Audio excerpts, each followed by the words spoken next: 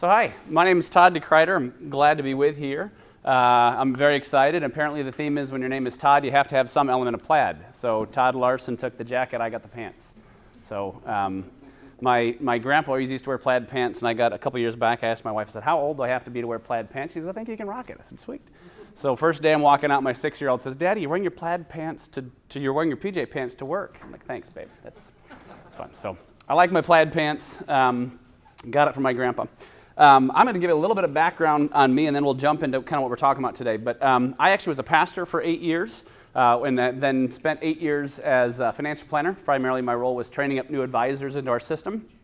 Certified Kingdom Advisor, CHFC. I couldn't pass the CFP Comprehensive, although I took it and sat for it twice. I was on my way out of the business anyway. I'm an insider when it comes to the terms of wealth. My father and my grandfather ran and sold a garbage company. My dad retired when he was 45. And I got to see kind of an insider's view of this stuff. Personally, I've always kind of felt too churchy for business and too businessy for church. And so currently sit at a nonprofit role, which is kind of a good fit for me. Well, I don't know about you guys, but I remember my first client I was sitting down with was worth $10 million. And I remember having sweaty palms and nervousness about it just because we're dealing with a certain amount of clients. There's a pause, right? And the current situation was they had one client who was the good son who I was working with, and they had two deadbeats they were trying to disinherit. And I remember going, oh, no junk. This is going to get ugly. This is going to be lawsuits after the fact. This is going to be, all those kind of things. And it's not that families of wealth have necessarily higher levels of dysfunction, right? They have normal levels of dysfunction. Now we just have, millions of dollars of sales of businesses that are kind of added onto it. But outside of just the wealth side of it, which is where my personal focus is, to those entrusted with much, or we call them high-capacity families. There's all these euphemisms for rich people that they don't like any of them, honestly. High capacity seems to be the one they like the best, so we'll say high-capacity families. That's definitely our focus. However, I think everybody needs this kind of planning. Everybody needs legacy planning. At the end of the day, from the plumber up to Bill Gates, everybody wants to leave a legacy to be remembered well. There's unique troubles when it comes to the higher end of the wealth spectrum for sure. Some people call this the soft skills. I think it's anything but soft, but that's kind of the general accepted term for what we're talking about. I don't know if you've seen these stats, and actually 70% of women switch advisors in the year of their husband's death. There's been more recent studies that have said that most women would not leave, but they're all pro forma studies. The only ones that have been done, autopsy review of women that have left is in the 70% range. Actually, there's a Canadian study that said 80% of women have left their husband's advisor in the year of their death. Over 80 to, it's actually 98% of kids leave their parents' advisor. Again, there's studies done that said, to the tune of 70% of Gen Xers would stay. Again, it's all pro forma stuff. The one that's been autopsy review, I've seen it 80%. I've seen as high as 98% that will switch. On a personal level, as Kingdom Advisors or as guys that want to rethink wealth, I think, honestly, the soft skills will be the biggest impact. Outside of you want to be sticky, you want your business to have value after you leave it, you want to sell it, that kind of thing. You need to do some of these multi-generational planning issues just to stay sticky with your clients, to keep them long-term so the assets aren't walking out the door, the relationships walking out the door. On a missional level, I think, honestly, these soft skills is where you're going to have the deepest impact. So what do we mean by legacy planning? This is a crowdsourced definition of some of our folks we call advocates. Legacy planning, we say, focuses on non-financial issues surrounding financial estate and charitable planning. Its purpose is to bring clarity and intentionality, unifying families for generations to come. So in essence, what we're talking about is relational dynamics. We're talking about communication. We're talking about connection. We're talking about relational functioning, right? Group decision making. All those kind of things fit in there. Hopefully we start to give in a way that feels like an adventure, right? We're not just having it be mom and dad's thing, which is oftentimes what it is.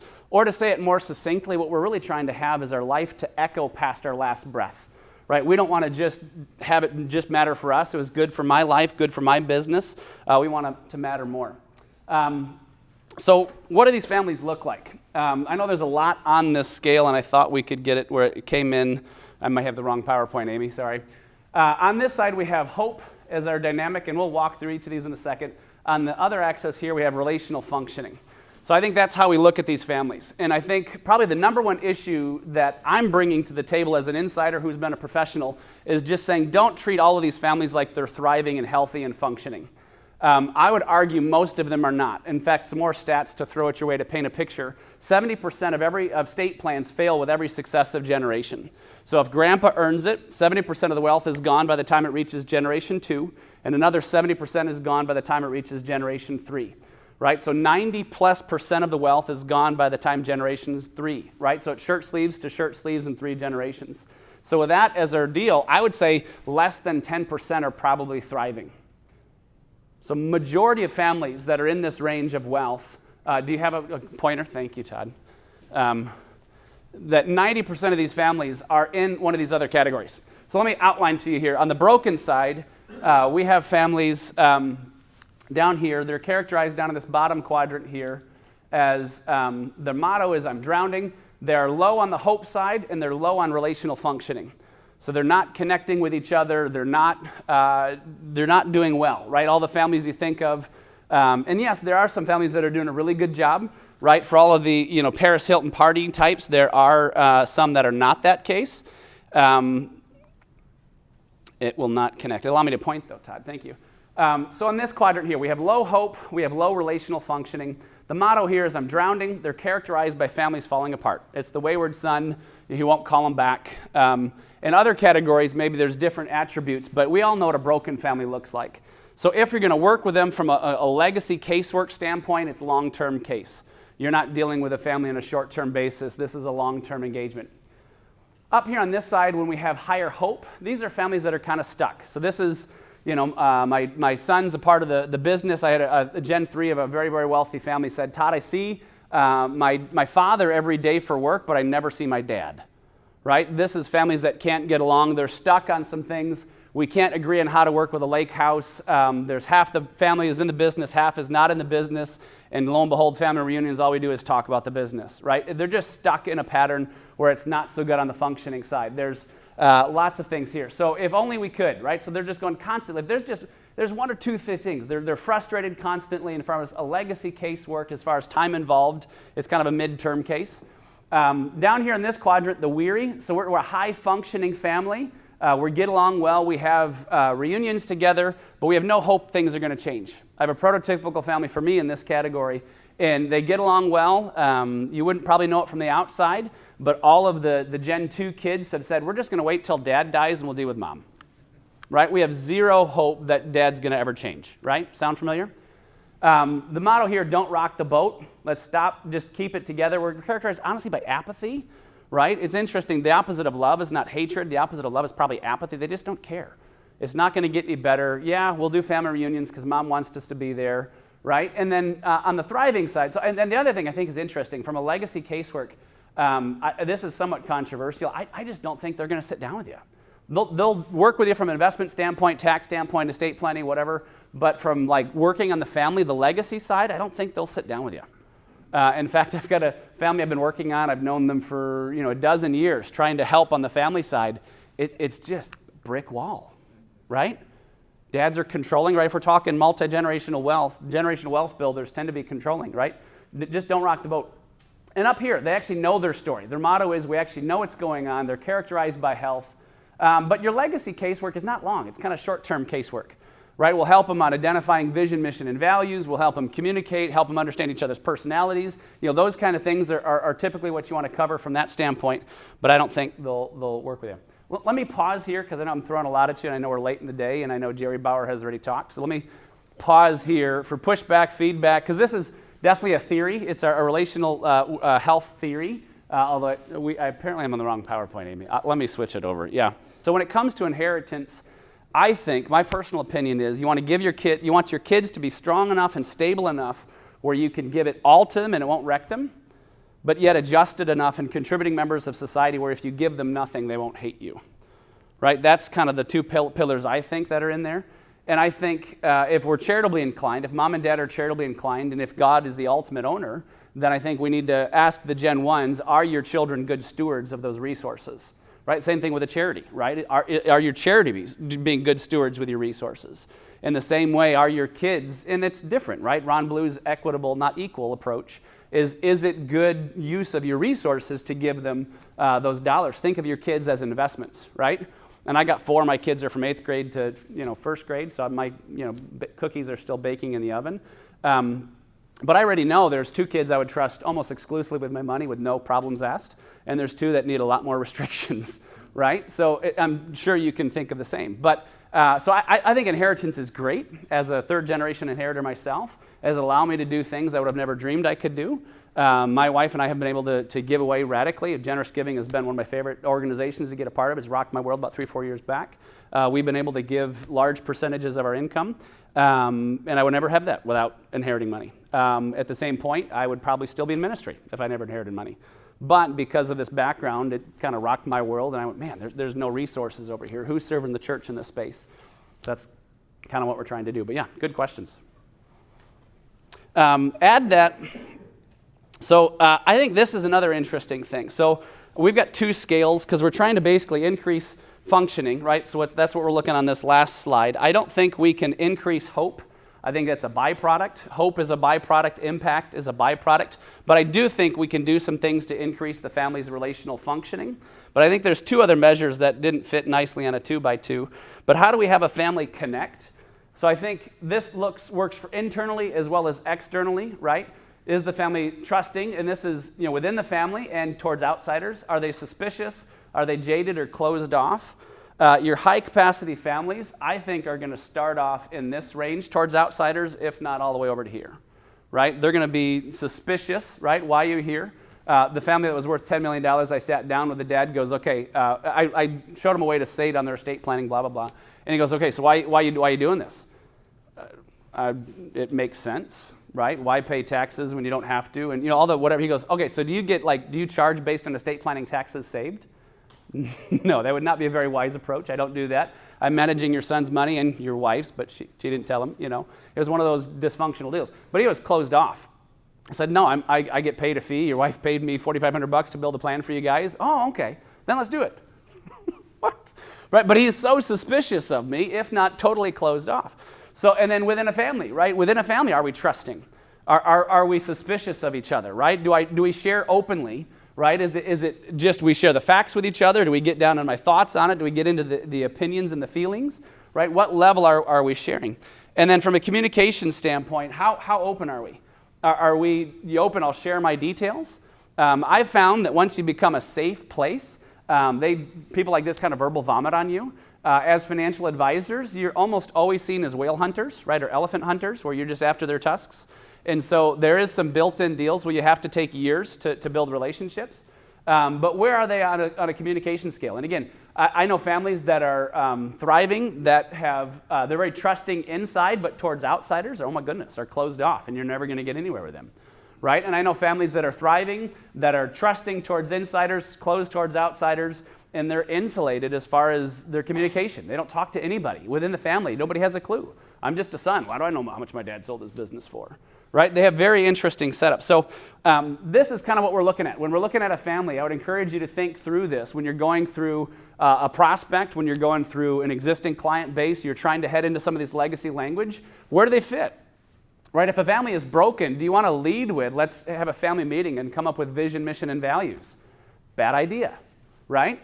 If the family's broken and they're not functioning, there's zero communication going on, they're closed off, they're insulated, oh my goodness, we need to give you some tools to help on communication that is not like, let's figure out the purpose of our family and why we exist and how we're doing our giving, right? So those families are nice, but I would say most of the families in this space need basic tips on communication, right? So husband and wife, like if the husband just had an affair, well, they need to learn how to communicate again, with basic things like tools like tell me your high and low, right? Tell me, so just very, very small communication tips. They need little things to pull them down the way so they can get to the point where they're communicating better, they're connecting better, and they're functioning better.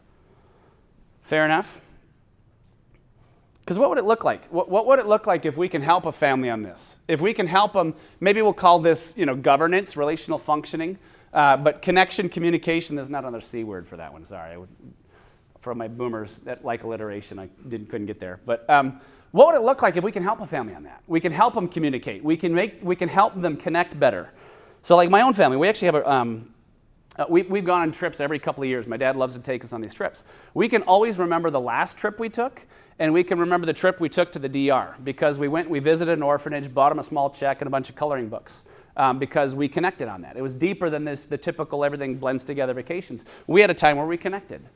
Everybody can remember that one. Every single one of us in the family, all 24 of us. What would that look like if we could build those in? Let me also just kind of tease something out a second. So I know a lot of us are excited about the idea of having impact and are excited about the idea of doing maybe some of these ministry types of conversations. But I also know, especially when it comes to the higher net worth clients, that they're intimidating. So I would encourage you to think of medicine as the analogy, right? So all the disciplines within the financial realm, estate planning, tax planning, insurance, investments, whatever. And some of you guys try to be these one-stop shops, great. I would think legacy planning is another discipline. And a lot of us approach this conversation and go, I'm not a counselor. Well, great, neither am I. But just imagine that in a medicine setting this way. If you're a family practice doctor and somebody comes in to see you and there's something wrong with their eyes, and you go, I don't know if that's glaucoma. I'm not an ophthalmologist, but go warm. I wish you well. Keep warm and well fed. That wouldn't work in medicine. That's really bad medicine. In the same way that if you're not a specialist in legacy planning or estate planning or whatever, you develop a referral system, right? You know who to go to on insurance. You know who to go to on all these things. Well, who do you go to help with family dynamics or crisis marriage counseling or this legacy stuff? Develop a referral system, which we can help you with. We know about 50 folks that do this around the country. And by the way, at Family Meridian, we're like a triage center. We don't do the implementation. We're trying to advocate for this movement. We're trying to spread the word about more people to head into legacy planning. We have plenty of doctors and nurse practitioners, whatever, that do the legacy planning. We don't. We just host events and we create resources. So if you're thinking that's what you'll get out of this. The other pitch is, what if you were to sit second chair? If you kind of position yourself as most trusted advisor, whether you're insurance, investment, whatever, what if you were to bring in somebody else? So like if you're the most trusted advisor position, bring in somebody as an expert in family communication, family connection, relational functioning pieces. You can bring somebody in first chair to host the family office meeting or the family meeting, whatever, that does this stuff. And if you don't, great, we'll bring an expert in. The first rule of medicine is to do no harm. Why not the same way here? And then you can grow that from there. Anyway. Any pause points here on this? Does this make sense? Any questions, thoughts?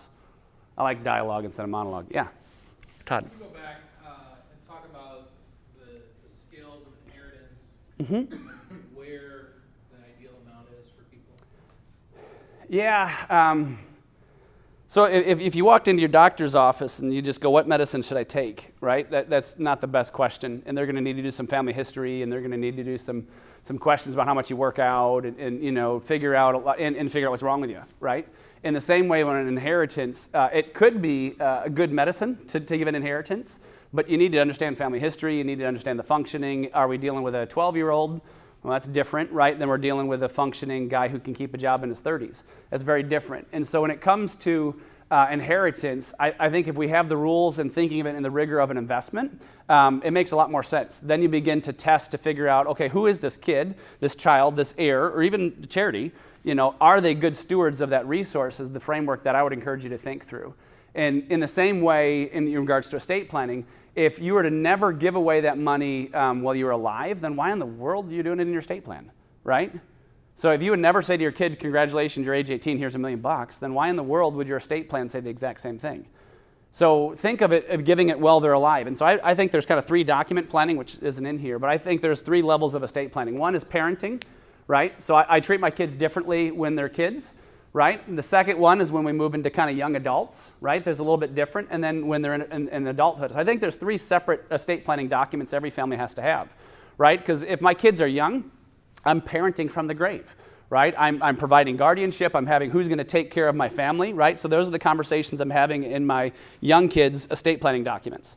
Well, as I move into young adulthood, it's when most families need the money the most, right? If I live until my 70s or 80s or 90s, whatever, my kids are in their 60s, hopefully they don't need my money, right? So there's the early years where it's health, education, maintenance, and support, which, maintenance and support are the ones where they can, health and education are simple, but maintenance and support, well, that's where you need to define it. Into the young adult stage, that's when you rule from the grave. Parenting from the grave now turns, and everything that was really good for the kids when they're young, now, holy crap, that's me ruling from the grave. And all of the unintended consequences that can happen I had a friend of mine stood in my wedding, and he got married, and because he found out that his 7-year-old older sister figured out that's how you get access to grandma's trust fund, is you get married and then you get access to the trust fund. So he's thinking like a money launderer, going, oh, in order to get the money, I need to, hey, you, let's go get married. Not a great reason to get married. So what worked in the younger years of trying to protect your kids from the unintended affluence effects, in the young adult years, terrible, right? But that's when they need the money the most. And so if you were alive and you were to help your kids out with a down payment on your house, then put it in your estate planning documents. That's a great idea. If you were to help with a certain percentage of their business, great. And Ron Blue has a theory of instead of giving it to them as a down payment, once they can get on their own as a stability, then you give them the cash afterwards to lower their debt payment. That's a great idea. Or if you can do it to help them get into the house, it's another idea. But inform your estate planning conversation as you would while you're alive. But they need it the most when they're young. And then in the final stage of the document, hopefully your kids are self-sustained, contributing members of society. They probably don't need the money when they're in their 60s, right? And so why not think of it in those 3 different phases? And I think every single phase has a very, very different result. So in my earliest years, I'm going to put documents in place that control who can get the money and access to the funds. And I want a personal trustee involved at some point. I know corporate trustees are helpful for managing documents and making through there, but in essence, what a corporate trustee does if mom and dad die is say no to the kids, you can't have that for whatever. And that's all they get to say is, no, you can't go buy a Corvette. No, you can't buy your 16-year-old girlfriend a tennis bracelet, right? It's whatever it is, right? They just get to say no a whole bunch of times. You probably want to have somebody involved in that conversation who knows your kid, right? Otherwise, your kids just turn into money launderers, how to get access to mom and dad's trust. But in those middle years is when you want to give the support the most because your kids need it the most. But in the later years, in essence, I encourage most of the kids, if you've got grown kids, give it away. They don't need it. Or provide the same thing for the grandkids, right? So that's how I would approach it in broad swoops of it. And also thinking through the income levels. If my kid's making $500,000 a year, I can probably give him a couple million. It's not going to rock his world. If I've got a teacher making, $30,000, $40,000 a year, and I give him a couple million, it's going to have a different effect. And so think of it like an investment. What's the wise use of the resources that God's entrusted me with? More often than not, it's not giving kids uninhibited access to excess cash. Fair enough? All right. Anyway, so yeah, a lot of the stuff isn't in here. A lot of this in book form, printed form. Somewhat. Yeah, I wrote a book called Navigating Life with More Than Enough, and we can give you a copy if you want one, Dean. We have some in the back if the rest of you want to buy them. This is looking at what money does to your heart and relationships.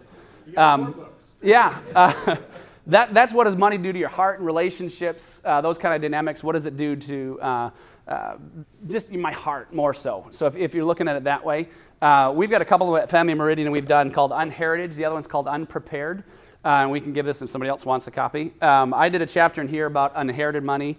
Daryl Doden's a guy up in Fort Wayne, sold Ambassador Steel for a couple $100 million in 2008, so he had great timing right before the crash. But he wrote some chapters about what it looks to be an inheritor of a Gen 1. And so we kind of punch back and forth at each other a little bit. And so we've got a couple resources that way. There's another one, Unheritage. So we've got works, we're trying to get some resources in the mix, but most of it is living knowledge right now. It's inside of heads, and we're trying to get that out there. In fact, Michael in the room here is going to help on the editing side to help get the content in a written form to get it out there. Because honestly, this is one area I think the Christian space is ahead of the secular space. In the secular space right now, I think they're doing a really good job of defining the problem, but they don't have really great language on the solution. So like James Grubman and Dennis Jaffe and guys like that, I think do a fantastic job of understanding the problem. Roy Williams and the Williams Group, Jay Hughes. I think all of those guys are great on identifying the problem. Thayer Wills is probably the best. She's a Christian, but in a secular facing setting on getting into the solution side of things. But most of them are just going, let's just give it all to the kids equally in thirds. I'm like, dude, that's boilerplate, and that's why we're having all the problems of this failure of estate plan. So most of the Christian space, but again, even Ron Blue, I was talking with a second-gen guy a couple months back now, and his parents read Ron Blue's book, Splitting Heirs, and just decided the conclusion with that was the boomer solution of just disinherit my kids. There's too much problem here. We're just going to ignore it. And he was hacked, of just going, I inherit all this reputation and this rather crazy wife of mine from that, because there's dysfunction in these families, right? If Gen 1's out there growing their business, something else is suffering for it. Their spiritual life, their family life, right? there usually is dysfunction around them. So no, there's some of this is out there. What we're going to cover next is in, I think, both of the books. But yeah, so we're trying to get the information out there. But yeah, good questions. So this is, when we approach an inheritance, this is probably our most important message, in my opinion, is we want to give a full inheritance, not just a financial one. And so there's lots of different versions of the capitals. These are ours. Jay Hughes said there's 4, and we added spiritual and changed the names on 2 of them. But in regards to financial capital, I think we can understand that one, right? We've got dollars and cents, pennies and pounds. We want to give a financial inheritance. And to add that to in the Christian setting, the Proverbs 22 passage where it says, a good man leaves an inheritance to his children's children, which is true, but in that setting, in an ancient Near Eastern culture, most of what you left to your kids was not liquid cash, but it was land, where it was basically an opportunity to work the ground. And so again, think of financial as not just liquid cash in large amounts, but more of opportunity. So think what most people translate that into as education and pieces like that. Then we can think through intellectual capital, right? Actually, let me just walk through these this way. In regards to financial capital, right? The question is how much treasure do I have to invest? And I like this idea of currency. There's actually a book called Oikonomics. The Kansas City guys that did 3DM movement came up with this, and so I just stole it from them and tweaked a few things. But how much currency do we have to invest? Intellectual capital, right? We can talk about an IQ, right? This is all the rage about probably 20, 30 years ago. But how much creativity and knowledge do I have to invest? The currency here is concepts and ideas, right? So if you talk about somebody who has a big IQ, it's kind of what we're talking about. EQ, right? That's become the rage all the more. My intellectual or my emotional quotient, which I think by far the most important, right? We're kind of becoming more and more important the farther down we go. The currency here is family and friends and my network, right? I think one of the signals of health is the ability to keep long-term relationships. And so if you see a family, that's another interesting indicator. If they're generation 2 or generation 3 inherited, or do they have any long-term friends that are sticking around? Most likely answer is no. I think this is a fun one, a character quotient. I think most of the Gen 1s would love to have their kids have a high character quotient, right? So how much integrity do we have to invest? The currency here is work ethic, motivation, and attitude. How much, and just think of your own family a second, how awesome would it be for your kids to have a strong character quotient? But I think probably even more importantly is this one, how much spiritual capital do we have to invest? The currency here is wisdom and influence.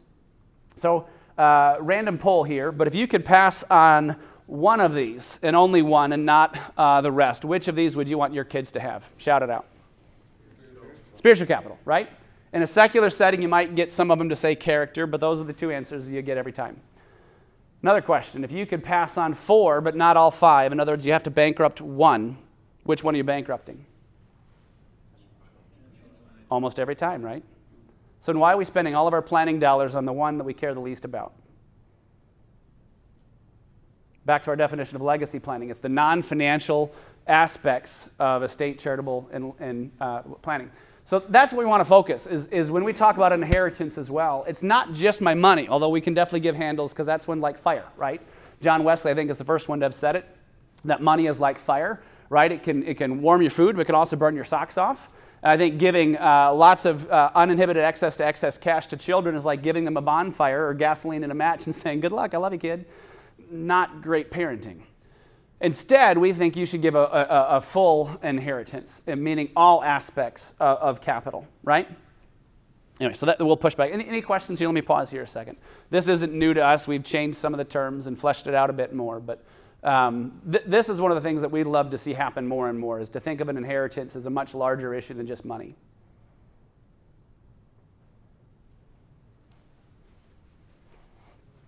All right, so what does this look like? How do I flesh this out?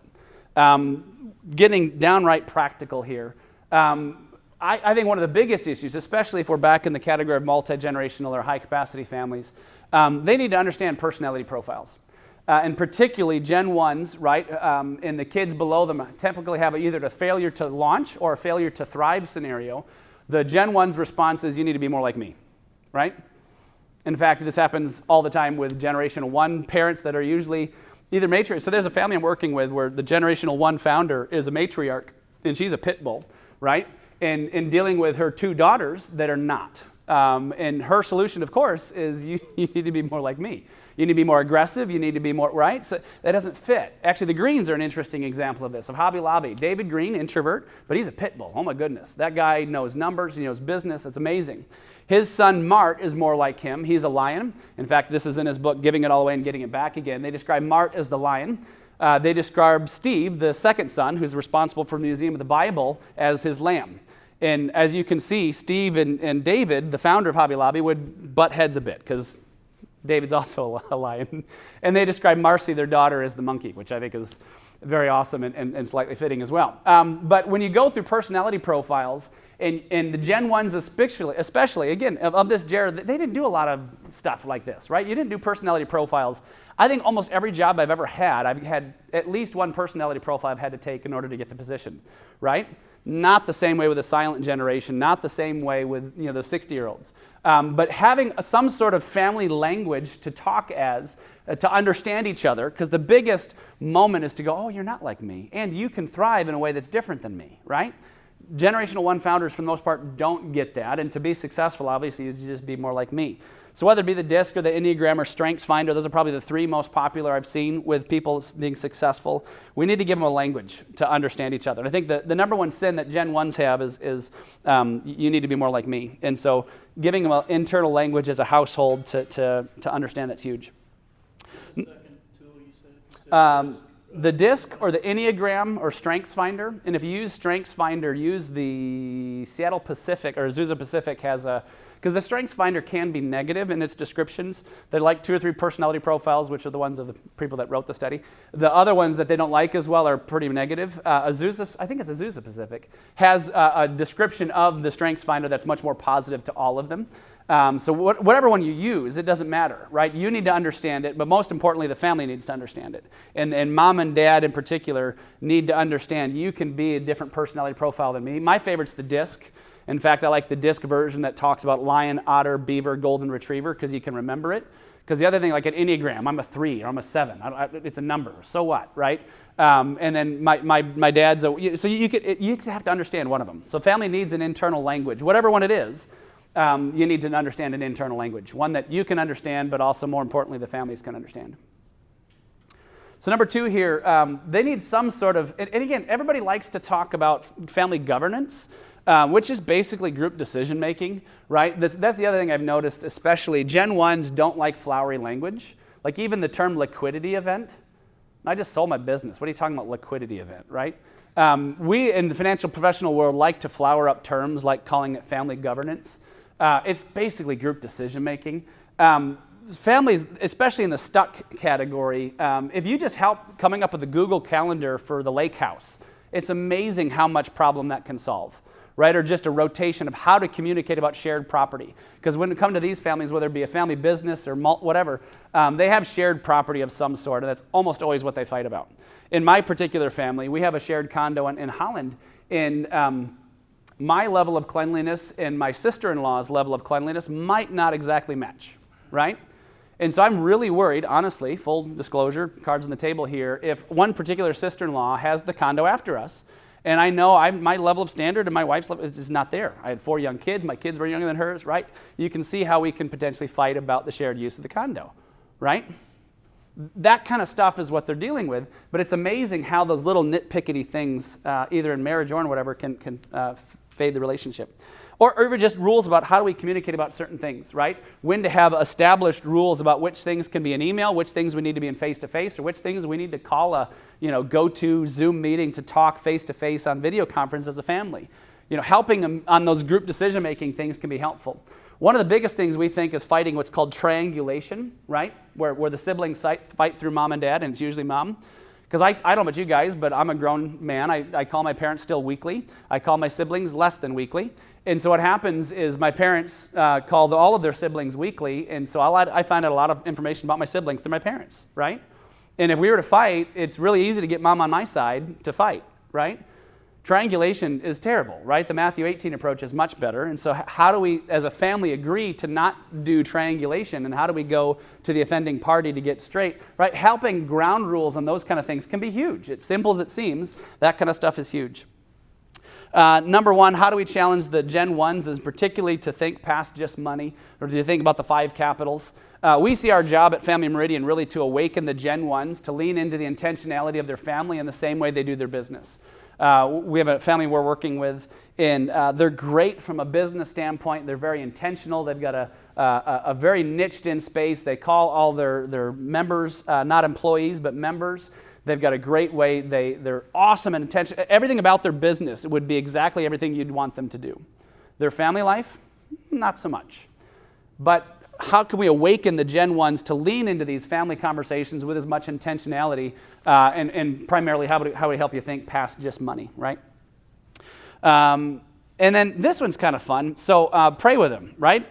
But like literally pray for them in a way they can feel it. So I had a friend, I don't know if anybody knew Jim Rathbun. He worked at here locally. He was a neat man of God. He would send me texts when he prayed for me. He wouldn't just say he prayed for me.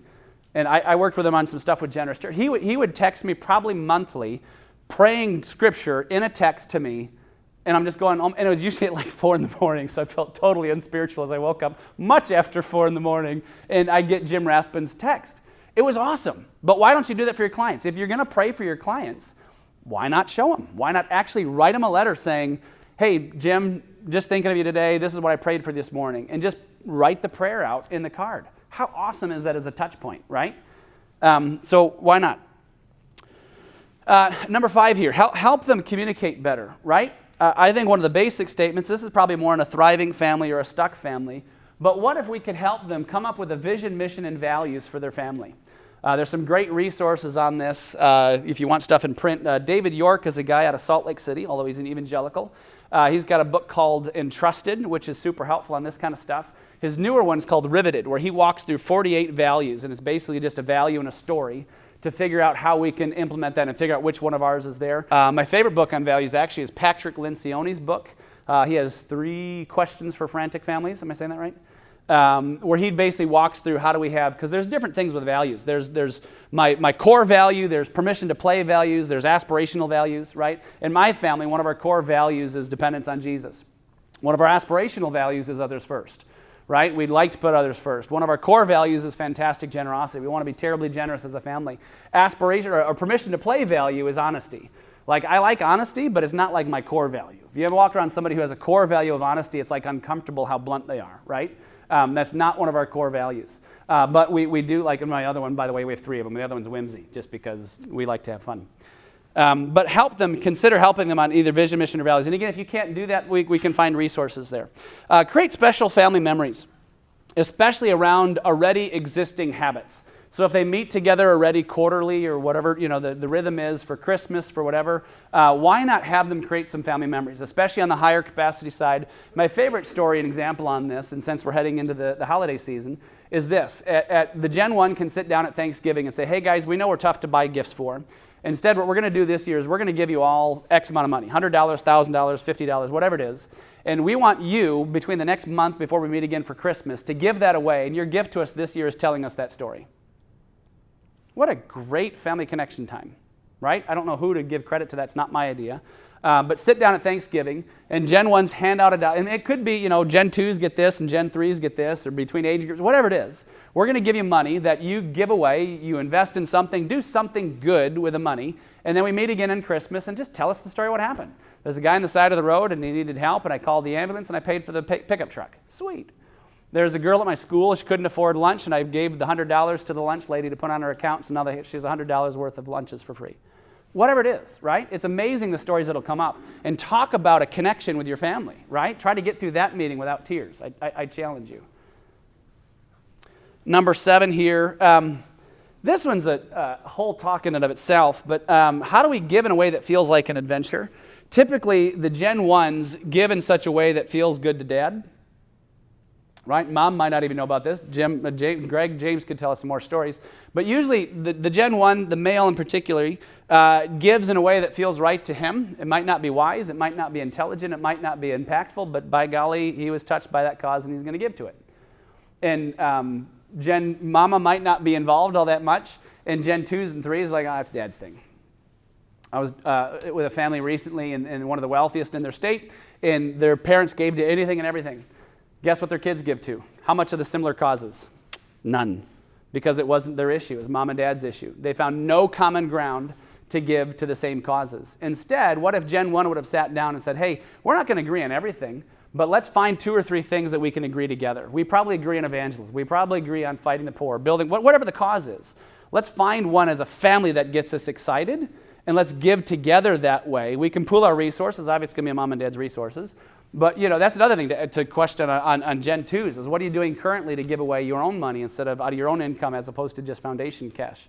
That's another very interesting question to ask a Gen 2 or 3.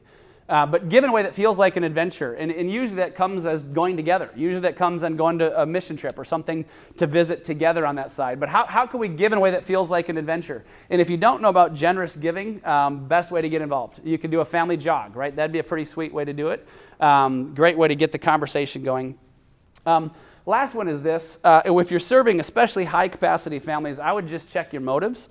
Because one of the things about high-capacity families is they got really, really, really attuned suspicion detectors, or maybe called crap meters, right? Where they know why you're there, right? I'm the elephant with the tusk. That's why you're here, bud. Well, why do you want to serve them? Is it because they're fun cases? Is it because they're more exotic cases? I'm bored with dealing with just my $1 million clients. I want to deal with higher-end clients. There's a guy named Kevin Myers spoke at Kingdom Advisors a few years back, and I've rephrased what he said. But when you need something from a person more than you want something for them, you'll end up using them. But you begin to serve people when you principally want something for them. So that's just rephrased Kevin quote. But why would we not want to serve people? Right? Jesus came not to be served, but to serve. And what would that look like? And obviously, yes, you work with high-capacity families. It's going to be good for you, right? They're much better case return. They're much better time return, whatever it is. Much better impact return. But what's your real reason, right? Outside of the whatever reasons you've told yourself. Because I found this. My heart's deceitfully wicked above all else. It's desperately sick, right? Who can understand it? Jeremiah, I think it's 17:9. I've got lots of reasons that I say I want to work with these families, but what would it look like? Well, let me end on this. Just imagine 15 years from now, you could live out some of this. We're dealing, we meet back here 15 years from now, and you took to heart some of these things. You started to impact some of the legacy of the families that you're working with, especially your biggest clients. What would that look like? What would that look like for your excitement? What if you took a family that was broken and moved them to stuck? What if you took a family that was weary and moved them into thriving? What if you helped a family that was thriving to give as an adventure better and communicate better as a family? How much difference would you have a spring in your step if you could help a family like Bill High has helped in the Green family give away, I think the total number is about $3 billion cash in David's lifetime? It's kind of impressive when you grew up as the son of a pastor of a church of only 100 and you're living on a cot in the kitchen with your younger brother. Of abject poverty to what in the world just happened, right? So what if you could help a family like that, who's dysfunctional, messed up, just not doing great, take steps by step into the point where they're communicating well as a family, they're connecting beautifully, they know how to make group decision making, they're giving it as an adventure. That'd be pretty fun, right? So that's what we want to call you into. So this is who we are in case you want to know. We're Family Meridian. So Michael and Amy, if you want to raise your hands in the back here.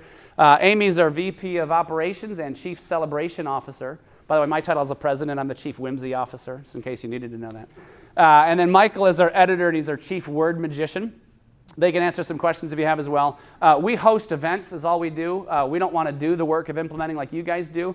We want to basically raise the banner for this movement of saying, hey, you need to help on the family on these soft skills. So what we do is we provide events and we do resources for families. We're trying to get a lot more resources, and if the meetings go well, we might have some more news on that front for you.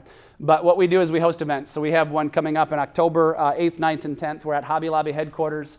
We have generations 1, 2, and 3 of the Green family sharing, as well as a couple of the families with about probably 20 folks. So it's maybe 70 to 120 people at an event, very small venue, but we're trying to help spread the word and raise awareness for it. Anyway, I know I've been talking fast, and I haven't paused in a while. Questions, comments, feedback. Another thing, if you want a Kindle version, so we gave you a little card around here. If you want a Kindle version of our book, Unprepared, Heirs at Risk, go ahead and turn that in. We'll toss it in. If you don't want to be on our newsletter, we won't add you. And we're considering launching a magazine, which I guess we're about to announce. So we're trying to get together kind of family business meets family legacy from a biblical worldview is kind of what we're trying to have the magazine be. And we're probably launching it, we'll say Q3 of 19. We're probably going to launch it digital to get it started. But if you'd like updates on that, because we want to have basically stories like the Greens or stories like a lot of what I'm sharing today in print. Most of them, unfortunately, will probably be case study just because most of these families are pretty private. But we want to get the word out there. So if you need that, or if you want to know some more about how to have legacy in my practice, I'd love to talk to you about what it looks like to establish a legacy practice in your own realm, if not for high capacity families, for the families you work with, if you're not in that range.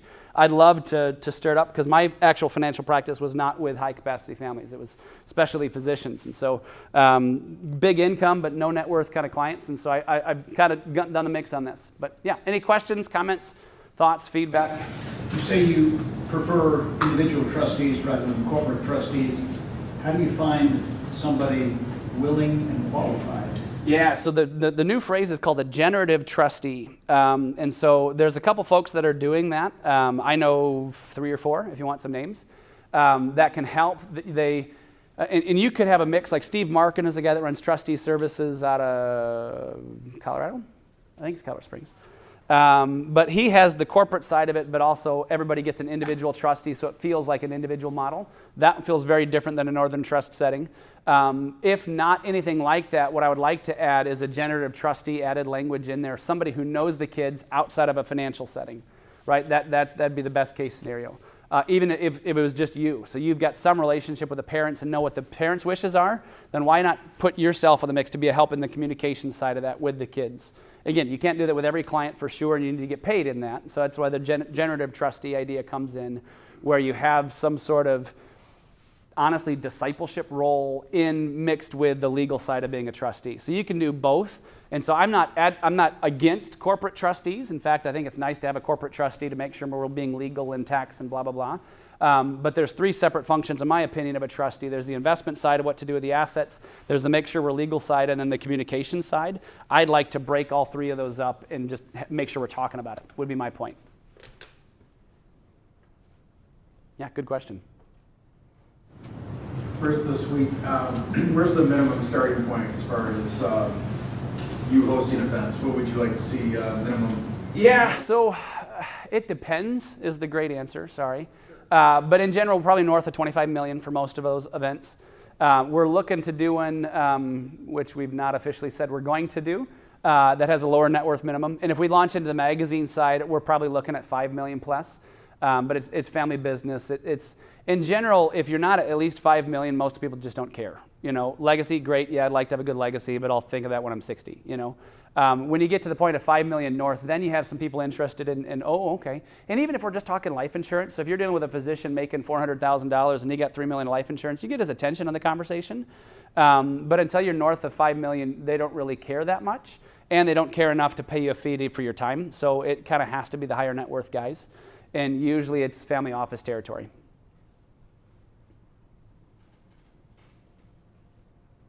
But you can get there. So I had a conversation, and because it's a heartbeat of mine, I was dealing with a client who was a resident about ready to head into practice, and the amount of money was just freaking him out.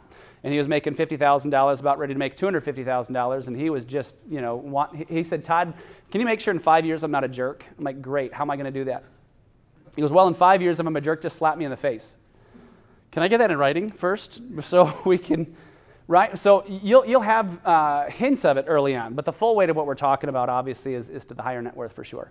But at the end of the day, even your plumber, even your pastor wants to have a legacy. And actually that's an interesting parallel. Your pastors are guys, though they don't have net worth of that range, are definitely wanting to have a legacy that matters as well. And so you'll have the rare bird like that in the mix. Profession-wise, that'll be interested in these conversations. But yeah, in general, you go where they're ready to hear. So you're talking about a family meeting like with the Greens. So you'll host a meeting with one family if there's multiple kids and even grandkids involved. Yeah, we're not going to do the meetings. So we're triage at Family Meridian. So we have plenty of folks that can do the family meetings, and it depends on, I've got about probably 50 professionals that do this with high capacity families around the country. And there's different ones I'd recommend for different scenarios. I got a guy down in Florida who's a bit rednecky, and he's extremely conservative politically, and he's just not going to work with an Obama supporter, right? So I definitely wouldn't recommend him. Yes, it just depends. Or I've got friends that are really good. I got a guy down in Texas who likes to work with broken families. He loves the mental health stuff. He loves the addiction stuff, right? Not everybody loves dealing with that. When I pitch this to my advocates, is what we call them, because we want them to advocate for families, most of them said, I want to work with stuck or thriving families. Getting them that'll work with broken families is different. But I got a couple out of Scottsdale, Arizona, who likes crisis marriage counseling in this space. And so it depends. And so in essence, if you've got a client or a family in this scenario, we'd love a call, and we'd love to connect you with somebody. And we don't charge any fee for that. We take tickets to events, so we charge resources.